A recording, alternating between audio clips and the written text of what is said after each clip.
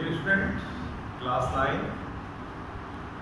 Last term पर आपको pure substance के बारे में डिस्कस किया गया था। प्योर सब्सटेंस के बाद नेक्स्ट टॉपिक आपका है सॉल्यूशन। सॉल्यूशन को आप जूनियर क्लास में भी स्टडी कर चुके हैं, फिर भी यहाँ पर हम सॉल्यूशन के बारे में आपको बताते हैं फिर से। देखिए solution, what is mean solution.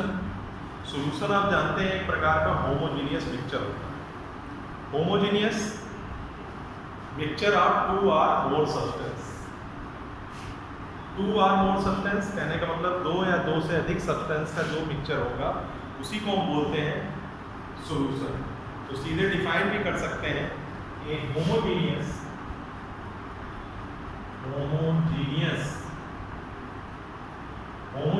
Mixture of two or more substance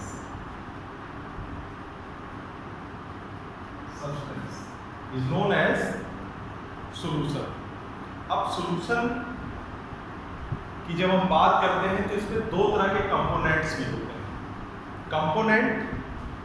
component कहने का मतलब जो सब्सटेंस है making of solution are called component. जो सॉल्यूशन आपका होता है वो दो कंपोनेंट से मिलकर बना होता है।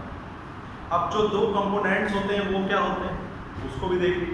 अब दो तरह के जो कंपोनेंट्स हैं, पहली कंडीशन जो कंपोनेंट की होती है उसको हम बोलते हैं सोल्यूट, और दूसरी जो कंडीशन होती है उसको हम बोलते हैं सॉल्वेंट।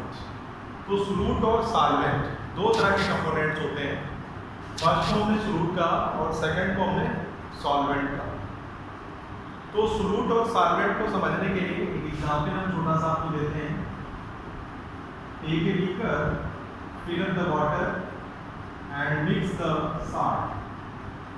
कोई भी सॉल्ट ले सकते हैं, कॉमन सॉल्ट भी आप यूज कर सकते हैं। तो कॉमन सॉल्ट को देखो यहाँ पर हमने लिया है वाटर में जब हम डिजॉल्व करते हैं तो जो सॉल्वेंट का जो कंपोनेंट्स होता है वो क्या होता है, लार्ज अमाउंट में होता है। वाटर कहने का मीन्स ये हुआ कि वाटर आपका क्या है, लार्ज अमाउंट में है, और जो सोल्यूट है वो क्या है, लीस्ट अमाउंट में।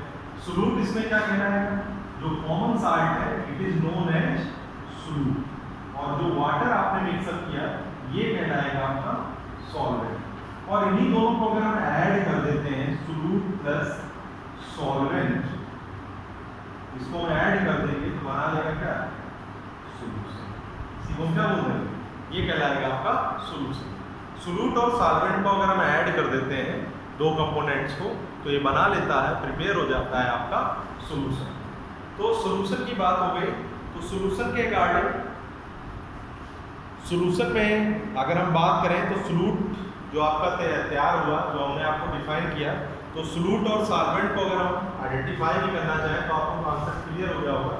जो भी कंपोनेंट्स आपका लीस्ट अमाउंट में प्रेजेंट होगा वो कहलाएगा सोल्यूट, और जो लार्ज अमाउंट में आपका कंपोनेंट प्रेजेंट होगा वो कहलाएगा सॉल्वेंट। और जब सोल्यूट और सॉल्वेंट को हम ऐड कर देते हैं तो वो बनाता है क्या, आपका सॉल्यूशन। तो इसी का एग्जांपल मैंने दिया। अब इसमें सोल्यूट और सॉल्वेंट में कोई भी एग्जांपल आप ले सकते हैं, जैसे मान लीजिए शुगर है और प्लस वाटर है, ये भी ले सकते हैं। और ये जो आपका प्रिपेयर होगा शुगर प्लस वाटर, तो शुगर और वाटर को हम ऐड करते हैं तो सॉल्यूशन ऑफ क्या कहलाएगा, solution of sugar in water क्या कहलाएगा, ये कहलाएगा आपका solution of sugar in water. ये कंडीशन आपकी कहलाती है। अब इसी को हम सिंपली भी समझ सकते हैं कि सॉल्यूशन की जब हम बात करते हैं तो सॉल्यूशन में दो तरह की कंडीशन बनती हैं। एक कंडीशन जो होती है उसको हम बोलते हैं एक्वस सॉल्यूशन, और दूसरी कंडीशन कहलाती है नॉन एक्वस सॉल्यूशन।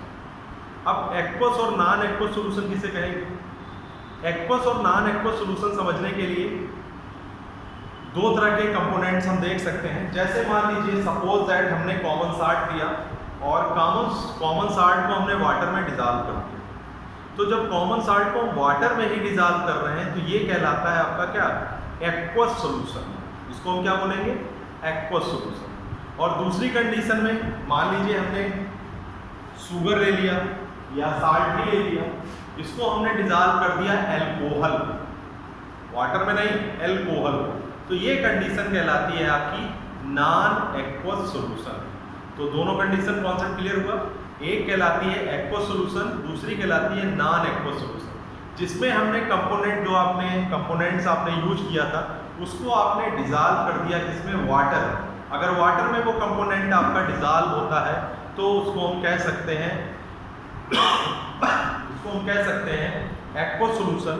और दूसरी कंडीशन में अगर हम देखें कि वाटर की जगह कोई और कंपोनेंट हम यूज कर दें, एल्कोहल यूज कर दें या आप कार्बन टेट्राक्लोराइड यूज करते हैं, कई तरह के एग्जाम्पल होते हैं, जैसे आयोडीन है, तो आयोडीन के कंडीशन में हम देख सकते हैं iodine dissolve in carbon tetrachloride, तो इसमें आपने दोनों कंपोनेंट वाटर के अलावा कोई और कंपोनेंट आप यूज कर दिया, तो ये कंडीशन आपकी कहलाती है, इस कंडीशन को बोल सकते हैं नॉन एक्वस सॉल्यूशन।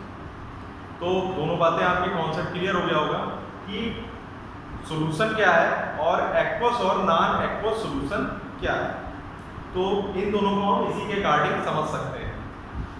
आज सर्वर प्रॉब्लम होने के कारण ऑनलाइन क्लास नहीं चल पा रही है, प्रॉब्लम आ रही है, इसलिए यूट्यूब पे ही मैं आपको वीडियो भेज रहा हूँ। इसके बाद नेक्स्ट टर्म पर या नेक्स्ट टॉपिक आपका, नेक्स्ट टर्म पर मैं आपको सॉल्यूशन की प्रॉपर्टी और जो भी प्रॉपर्टी जिनकी है सॉल्यूशन की और कंसंट्रेशन ऑफ सॉल्यूशन, ये नेक्स्ट वीडियो में हम आपको कॉन्सेप्ट क्लियर करेंगे। एक कंसंट्रेशन ऑफ सॉल्यूशन है, उस पर न्यूमेरिकल्स आते हैं, और दूसरी कंडीशन है आपकी प्रॉपर्टीज ऑफ सॉल्यूशन।